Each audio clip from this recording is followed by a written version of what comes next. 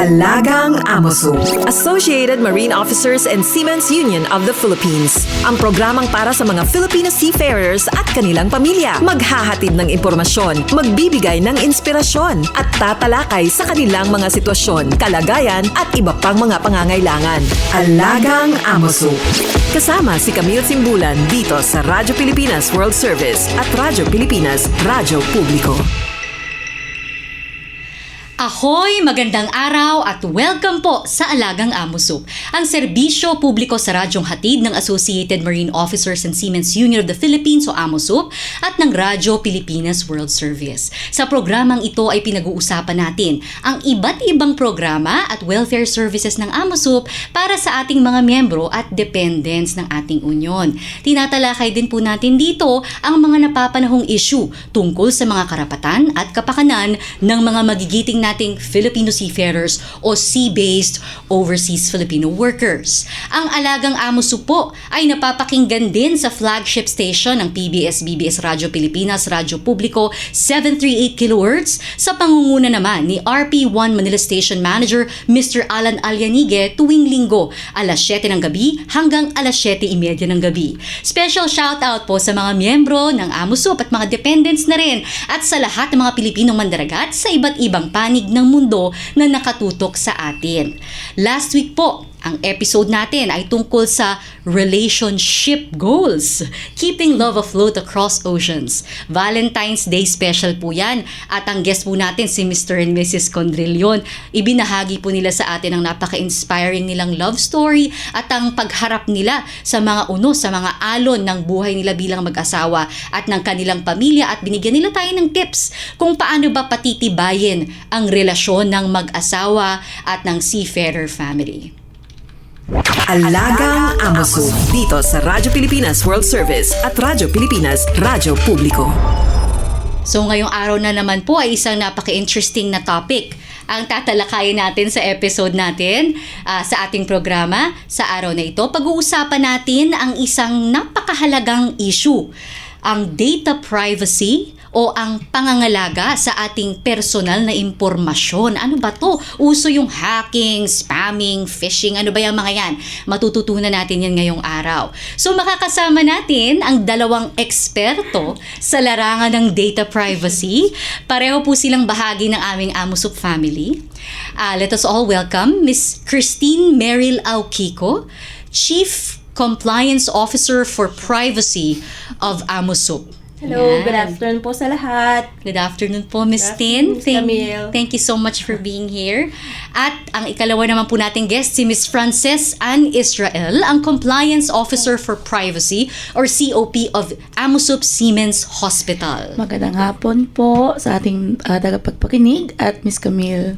Welcome po at salamat po sa pagpapaunlak sa aming imbitasyon.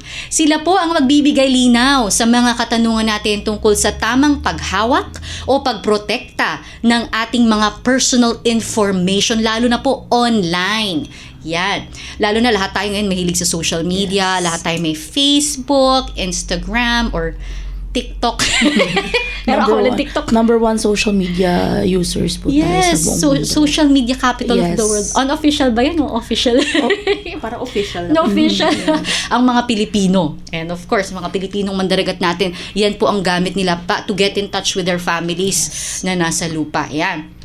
So again, welcome po to AMOSO. So, diretso na po tayo sa mga katanungan natin. Medyo mahaba-haba po yung diskusyon natin. Let's go. Ano nga po pala yung Data Privacy Act of 2012? May batas po pala tayo about data privacy. Ano po yung kahalagahan nito ng batas na ito, lalo na para sa mga seafarers natin at sa kanilang mga pamilya? Go ahead po, Ms. Tin. Okay, so i-explain muna natin kung ano ang Data Privacy Act of 2012. So ito ay isang batas na naglalayong protektahan ang privacy ng individual while making sure that there's still a flow of information.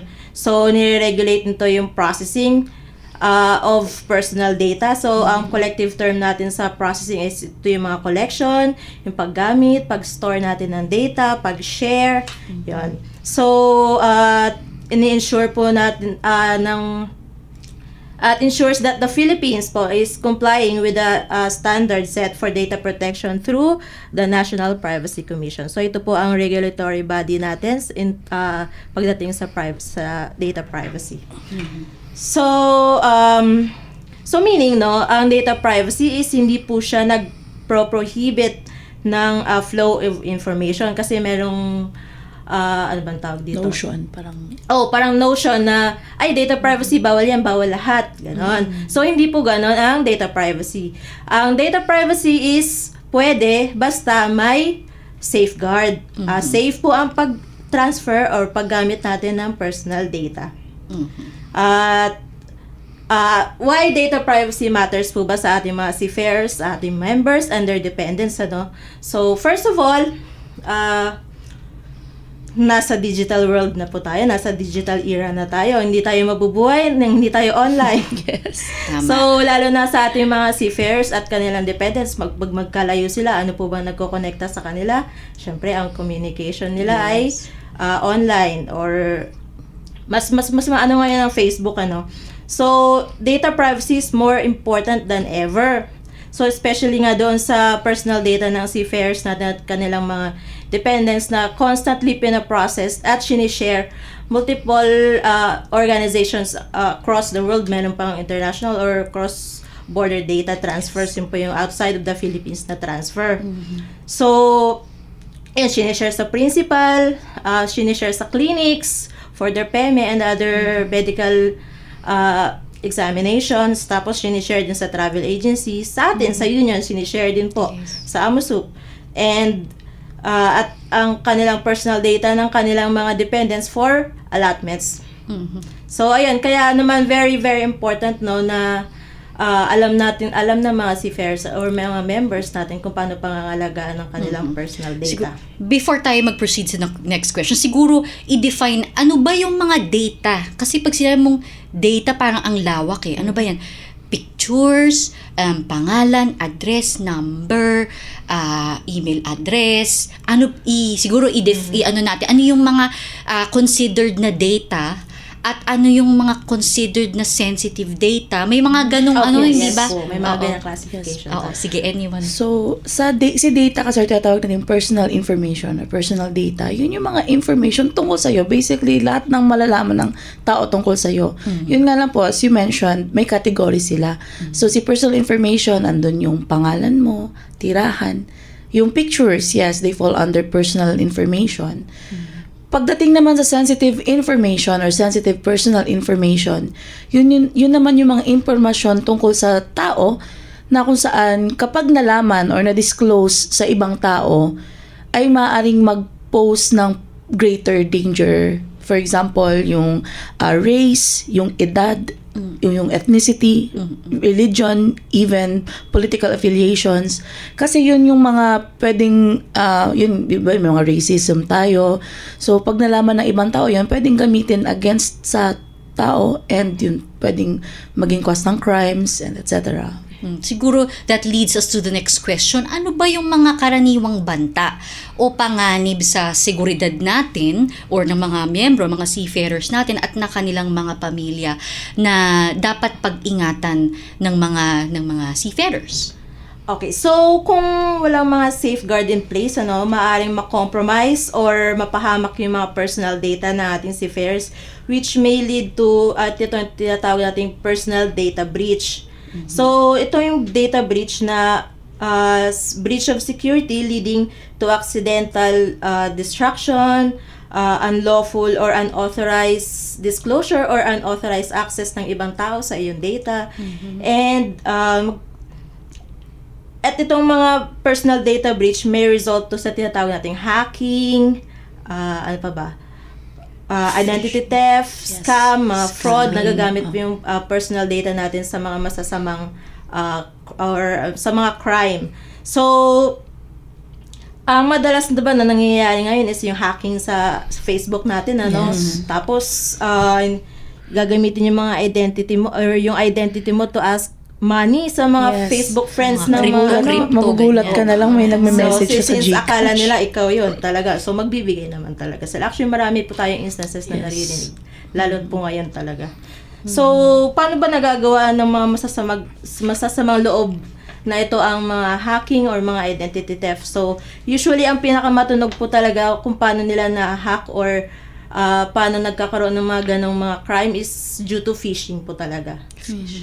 So, can you elaborate on phishing? Hindi po ba yan pangingisda? Hindi po, pero sounds like. Sounds like. Pangingisda ng mga information, something like that. So, itong phishing ay isang uri ng social engineering attack kung saan nagpapanggap yung mga cyber criminals bilang mga legit na representatives ng mga kilalang organizations, ng mga or ng ibang tao para ang layunin nito is ibigay para yung isang tao is ibigay or mag-provide ng mga sensitive information like bank accounts or OTPs, mga ganun po. Yes. So, itong mga sensitive information na to na pwedeng mag-lead po sa data breach. So, nangyayari ito usually sa pamamagitan ng pagdag-email,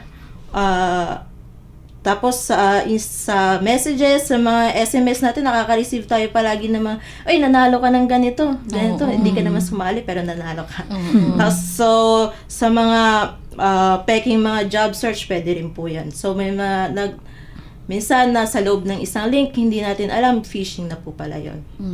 So, yun po ang nagiging number one na reason kung bakit na-hack po ang ating mga or ating mga Facebook account or mga bangko po natin. Medyo nakakatakot ngayon kasi magaling na silang gumaya. Yes. Paminsan akala mo nasa legit ka na page Opo. ng bangko tapos Yes. mag-i-input ka Totoo po. syempre ng username, password mo. Yung pala, iba. Ang ano po nito, innovative na talaga sa creative Yung mga na po yung mga hackers. cyber criminals ngayon. And- Kaya, ay sorry. Sige, go. Kaya dapat as end user naman or tayong mga individual, mas lalo natin protektahan at lalo po tayong mag-ingat sa ating mga personal data. Meron kasi silang tinatawag na, yung nililecture din na, I mean, yung sinasabi din ng ating network administrator, no? Yung kanilang number one weapon or technique na ginagamit ay social engineering. So, talagang pinag-aaralan nila yung behavior ng tao or ano ba yung mga bagay na interesado yung tao. So, yun, para for example, easy money. Gagamitin nila yan. Trabaho. Mm. Okay. So, kapag po, kuwari, yung seafarer, pinaghinalaan niya na na-compromise, na kompromiso o nagamit sa maling paraan yung kanyang personal data online, ano-ano po yung mga hakbang kapag nabiktima ko, compromise na, kunyari too late na, ay, na-enter ko na yung yung password ko. Ano pong dapat gawin? Yung unang dapat gawin pag ganyan? Okay, so kung na-compromise po yung ating personal data, so it depends kung anong circumstances, For example, kung nahack ang ating Facebook account, so since Facebook ang pinaka number one na ginagamit nating mode of communication, so palitan po natin agad yung password natin immediately. So, may mga recovery options naman po na siniset up ang Facebook, tapos i-report po natin na nahack po ang ating Facebook. Tapos, pwede natin i-notify yung mga Facebook friends natin or kung hindi naman mabuksan yung account natin, pwede natin sabihin sa ating mga Facebook friends na please notify na nahack po ang aking account para wala na pong maniwala if in case magkaroon ng identity theft na mag-chat po yung hacker gamit yung Facebook account natin. Or i-mass report. Opo, Mga tas ganyan. i-report din po natin. So in case naman sa bank natin naman ang na-compromise, ang pinakaunang natin gawin ay ipalock po talaga dapat ang ating account or yung ating card. Itawag po natin agad sa bangko kung anin po ang bangko natin and i-report po natin na kunyari nawala or na-hack po or nagkaroon ng unauthorized transaction yung bank natin, itawag po natin immediately at ipa-block or ipa-lock yung ating card. Ang medyo challenge lang since on board po yung mga seafarers natin. For example, pwede pong sa online banking, pwede po natin i-lock yung card natin doon sa online banking. Okay. Any more? Para naman po sa, syempre, ngayon, we are raising their awareness through initiatives. Diba? May mga information drives si National Privacy Commission. They're partnering up with various government institutions and organizations like AMOSUP to really raise the awareness of Filipinos, of the public, to be more careful, to be more mindful of how they behave, how they deal with itong mga scam na nagkalat po. So, bukod po dun sa pagiging mas pagiging mapanuri, ano pa po yung ibang mga simple ngunit effective na tips para mapanatiling ligtas ang online accounts ng mga seafarers at maiwasan ang mga scam o phishing attacks po sa kanila? Paano po nila mapoprotektahan yung kanilang mga personal data? Okay, so sa mga seafarers and kanilang families, hindi lang naman sa seafarers, as ordinary Filipinos, ang pinaka number one effective, huwag po tayo magpo-post sa social media or sa any public platforms na ating mga personal data ng basta-basta, especially yung mga sensitive data like ating mga passports, details, ating Siemens book. So usually kasi yung mga pinopost nila out of siguro natutuwa lang sila or out of excitement, pinopost po nila yung kanilang mga ID, like mga PRC license nila. Pag nakapasa or nakakuha na sila ng post agad. So, ayun, iwasan po natin yung pagpo-post po ng mga ganyang IDs, lalo na yung sa ID natin, kasi marami pong mata ang public. Hindi natin alam, baka magamit siya sa masasamang bagay talaga. Napakadelikado po pala ng... So, ano pa ba? May mga instances din na yung mga, nakikita lang natin to sa Facebook, yung mga, minsan nagpo-post sila sa mga comments, pinopost nila yung mga numbers nila, yung mga, kung anong concerns nila, inquiries nila. So, nakikita po yun ng ibang tao at nagiging target ka ng mga cyber criminals. Like for example, sabi nila, ay mayaman to. Maraming pera ng family na to. So, tatargeting ka, di ba? Baka limasin yung online banking po. mo. Tapos, minsan, idagdag ko na lang. Chika ko na lang. Kasi, Go. Yun nga po, madalas nag-iiwan sila ng mga messages sa mga comments. For example, yung mga concerns nila, inquiries. Nakikita po yun ng mga ambulance chasers. So, since AMSUP is, may campaign tayo against ambulance chasing, di ba? Medyo creative na rin kasi sila na meron na sila mga Facebook groups. So, doon po natatarget din minsan yung mga seafarers natin. Binimessage sila, ganito, ganyan, o offeran ng mga kung ano-ano po. Yan. So, nagiging tool din sila sa ambulance chasing. Kaya mahirap po basta-basta talaga mag-post sa Facebook. Yes. Kaya rin siguro maganda na rin ipaliwanag sa mga listeners natin yung reason po kung bakit yung AMOSUP official Facebook page and AMOSUP official group ay mas preferred natin na private message po kayo or mag-email po kayo sa AMOSUP. Kasi, kasi actually before natin, ikwento ko lang notin kasi kayo nila, na nila J. Tom, ikaw si Attorney Kevin Domingo, ang talagang key sa pag-establish ng AMOSUP official Facebook group. Tinest pa yan, nung pandemic kasi nabuo yan eh.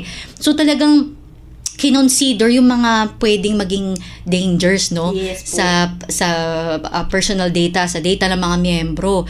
Kasi nga pag inopen mo yung comments, pag may nagpost dyan ng passport niya or AMOSUP ID niya, hindi mo naman, kasi minsan yung mga hacker 1 segundo, 3 segundo nakaka-capture na nila.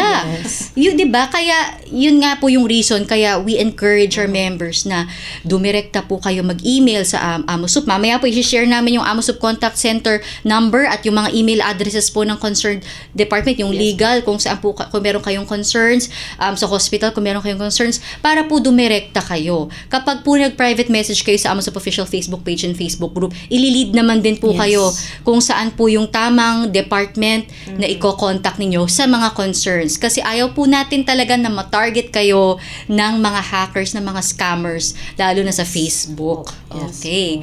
So, any additional comments po sa topic na yun? Well, actually, sa pag-safeguard naman ng ating personal data online or offline, marami talaga po. So, if I may add lang, lalong-lalo na yung pag-share po ng OTP or tinatawag natin one-time PIN or one-time passwords. Usually, meron ito sa mga GCash, sa mga online sa banking. Ayan, ay wag po na mag-share kahit kanino o kahit pa sa asawa po natin. Wag po tayo mag-share ng OTP kasi baka yun po yung maging reason kung bakit maano po yung compromise yung ating bank accounts po. We have to make sure na kung mag-share man tayo, tawagan muna natin yung tao to confirm na kung siya ba talaga yun. Baka kasi Yes. hindi siya yun eh. Bigla Yes. nagpo-post lang po ng or scammer pala yun. Naubos po ang laman ng bangko natin. Yan po ang pinaka-prevalent issue, ang OTP, kasi na-share po siya sa ibang Yes. party. Napakadelikado talaga. Tsaka isipin nyo na lang yung bawat piso na pinaghirapan. Yes. Dugot pawis, hindi ba? Nanakawin lang ng mga hackers. Ang sakit sa dibdib niyan. May mga nabiktima na tayo, mga kilalang ganyan, hindi ba? Meron din pong mga instances, yung mga IDs din po, nagagamit sa paglo-loan sa mga Yan. online lending apps. Diba? Meron din, syempre kami po, nasa hospital side po kami, no? Minsan may mga, hindi naman ito sa, nakikita mo lang sa Facebook din, minsan, na yung mga nagpo-post ng medical condition, yung mga medical certificate sa Facebook, ginagamit na yon ng ibang tao para makalikom ng funds magpo-post sila. Yes. Yun, magpo-post Kunyari sila, yes. nanakawin nila Gcash, yung, yes. yung impormasyon ng Yes. pasyente. Nako. Yan, isa pa yung modus, hindi ba? Oo, napakarami po talaga. Madami. Ang daming mga mauutak na scammers na, nako, yun ba sana ibang hanap buhay na lang yung inyong pinili. Anyway, pero dapat talaga maging maingat, matiyag, mapanuri tayo sa natin sa online na social media. At so, punta naman tayo sa AMOSUP, ano? Paano po pinapangalagaan ng AMOSUP? Kasi union tayo. We have over 100,000 members Yes po. na seafarers. So, paano po pinapangalagaan ng AMOSUP yung personal data ng ating mga membro at ano po yung mga hinahakbang na ginagawa para maiwasan yung mga data breaches? So, kanino po tayo magsa-start? Sa hospital? Okay, Yes. sa Siemens Hospital po natin. So, sa AMOSUP, of course, sa pamumuno ng ating Data Protection Officer, shout out po, Attorney Shout Henry. out. Attorney Henry Zamora. Attorney Henry Zamora. Ayun. So, sa pamumuno po ng ating Data Privacy Officer na si Attorney Henry Zamora, no, meron tayong sinusunod na 3 level or 3 types ng security. So, meron tayong tinatawag na organizational, physical, and technical security. So, sa ganung mga aspect, may mga iba't ibang measures na nag-fall under those types of security na ginagawa tayo. So, una-una dyan, kung may mga members tayo na nakikipag-transact sa AMOSUP Center or sa hospital, number 1 na ginagawa nila, pipirma sila ng consent form. Yan, number Or isa yun sa isa yun sa mga security measures na tinitake natin. Kasi si consent form, naglalaman din yan. Doon napapaliwanag kung ano yung mga data yung kinokolekta natin, saan gagamitin, paano pinoproseso. Andyan din, napabibilang din sa mga measures na yun, yung, of course, yung mga security guards natin, sila naman yung bahala sa ating physical security and also, kung mapapansin nyo sa mga offices, hindi basta-basta nakakapasok dahil din po yun sa physical security natin. Nire-restrict po natin yung access, not only physical but also digital din. And also andyan din yung sa technical security natin na we make sure na yung mga networks or mga network natin at databases natin ay secured, may mga antivirus po tayong na-install. Yun po, until now naman po, we're continuously establishing more policies para pa maprotektahan lalo yung data ng ating mga membro at kanilang dependents. Gusto ko rin i-shoutout ang ating network administrator. Yes. Matinik yan eh. Yes. Si Mr. Nixon Forteza. Yes Hi, po. shout Yes. out. Shout out po. Siya ang ating in charge sa online security. Yes, yan. Magaling yan. Okay. So, question, meron po bang limitasyon kung sino yung mga maaaring makakita ng impormasyon ng mga pasyente natin sa Siemens Hospital? Yes po, meron po. Meron po sapagkat ang health information, may tuturing po natin siyang sensitive personal information. So as I mentioned po earlier, yung sensitive personal information, they require heavier or tighter security when it comes to who can access them. So sa amin, sa hospital side, nililimit po namin siya, of course, sa data subject or sa mismong pasyente, sa tao na ino-authorize ng pasyente na mag-access nito, and of course doon lang sa mga tao na involved sa kanilang healthcare or sa kanilang sa management ng kanilang sakit. So hindi maaari na I mean, hindi porket taga-hospital ako, automatic ma-access ko na yung data. Kailangan tatanungin mo bakit, or may valid reason ka ba, or justifiable ba kung bakit mo i-access. Bukod pa dyan, meron din kami mga pinapatupad na access, role access, or access-based policies. Yun po. So, nililimit po yung access ng mga staff, not only physically, but also doon po mismo sa access nila, even sa digital or electronic medical records po.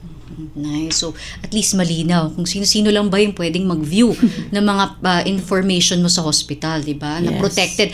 Kasi alam ko sa Amos of Siemens Hospital, yung record section nga natin, yung lock nila talagang Fingerprint. Oo, fingerprint. Yes. Hindi ka talaga makakapasok basta-basta. May mga authorized person po. lang. And aside from those, of course, as I mentioned nga po, meron kaming ini-implement namin si organizational, physical, and technical security. On top of that, we make sure po sa staff namin na may training sila or informed sila sa data privacy and sa mga policies na pinapatupad namin. So ako po as COP, pag may bagong policy about data privacy, I make sure na may kalat agad yung memo. Kapag feeling ko hindi pa kalat, magpapatawag kami ng meeting. Kasi ganun po siya kaimportante. Yes. Na pag may nag-leak kasi, hindi pwedeng admin lang or papalusahan mo lang yung naka-violate administrative May criminal aspect din Yes. po kasi sa data privacy. So, kailangan from top management hanggang baba, alam po kung paano protektahan po yung data. Yeah, and it's really important to circulate this very Yes. crucial information. Kasi nga naman, 'di ba, sabi nga dami nating batas, pero alam ba ng mga tao ano yung benefit, alam ba ng mga tao yung mga obligasyon nila para ma-implement ng maayos yung mga batas. Okay. Yes. So since we're running out of time, last question na lang po. Kapag po ba nabiktima ng hackers or scammers or kung may mga katanungan po, yung mga members natin tungkol sa data privacy nila, meron po bang mga hotline na pwedeng tawagan o email address kung saan sila pwedeng dumulog o magkonsulta? Okay. So, number one, pwede niyo po kaming tawagan, yung Data Privacy Office. Meron po tayong emails Yes. na makikita niyo rin po sa mga consent forms or privacy policy sa ating website, kung saan pwede po kayong tumawag or mag-email ng inyong mga concerns regarding sa mga personal data niyo po. And number two, pwede po kayong mag-report or pasa ng complaint sa National Privacy Commission. Yes. So, meron tayong right to complaint kung saan pwede po tayong mag-complain doon nga sa NPC kung sa tingin po natin na compromise yung ating personal data. Okay, so tutungo na po tayo sa last part ng programa natin. I-share lang po natin sa mga viewers natin yung Amosop Contact Center o ACC. Ang telephone number po ay nasa inyong mga screen, 632-8527-8491 hanggang 98. Meron din po tayong mobile number sa Globe, 639-45-795-5345 at sa Smart naman po 639-20437-1496. Ang mga numerong ito po ay para lang po sa pagtawag. Again, hindi po pwede mag-text sa mga number na yan. Calls lamang po yan. Meron din po tayong Amosop Official Facebook page and Amosop Official Facebook group kung saan po tayo nag-send ng nagpo-post ng ating mga updates tungkol sa Amosop, sa ating union, sa mga aktibidad po natin at sa mga mahalagang announcements mula sa ating mga service units. Meron din po tayong Amosop Official YouTube channel kung saan po pinopost ina-upload po itong mga episodes ng ating alagang Amosop at iba-ibang mga videos din po na pinoproduce ng ating union. For more information po sa service units natin at sa mas detalyadong impormasyon po tungkol sa ating union, sa mga welfare services natin, mga programs, magtungo lamang po kayo sa www.amosop.org. Ayan. Muli, maraming salamat po sa inyong pagsubaybay. Sana po ay nakakuha kayo ng mga tips at naging inspirasyon po sa inyong episode na ito para mas maging mapanuri at mas maging maingat sa inyong mga data, sa inyong mga personal information at sensitive personal information. Of course. Salamat po sa ating mga kasama sa Radyo Pilipinas, si Ms. Susan Aison, Milo Jonella, Jay Arevalo, Hiro Lucero, Henry Doblas, Erwin Peñano, at Jerome Toledo, at sa ating kaamosop na si Miss Lara San Juan. At syempre, maraming salamat po sa mga special guests natin ngayong araw na sina Miss Christine Alquico at si Miss Frances Israel. Last message po sa mga viewers natin. Ano ba? So, ayun, I just want to assure yung ating mga members na ang kanilang mga dependents that your personal data is safe and secure sa AMOSUP as our priority is to provide the best services and protection sa ating mga Filipino seafarers at ating mga members. Yan naman po. And reminder lang din na digital na mundo, digital din ang pagnanakaw. So, ingatan natin ang ating data, especially online. Yes. Salamat po sa mga tips ninyo. Muli pong subaybayan ang programang Alagang AMOSUP sa Radyo Pilipinas World Service at Radyo Pilipinas, Radyo Publiko 738 kHz tuwing linggo, alas 7 hanggang alas 7:30 ng gabi. Pagbati rin po muli sa lahat ng mga miyembro at dependents ng AMOSUP na siyang inspirasyon at puso ng lahat ng programa at serbisyo ng ating unyon. Ako po si Camille Simbulan at ito po ang Alagang AMOSUP. All aboard sa talakayan. Palalimin pa ang inyong kaalaman. Alagang AMOSUP dito sa Radyo Pilipinas World Service at Radyo Pilipinas Radyo Publiko.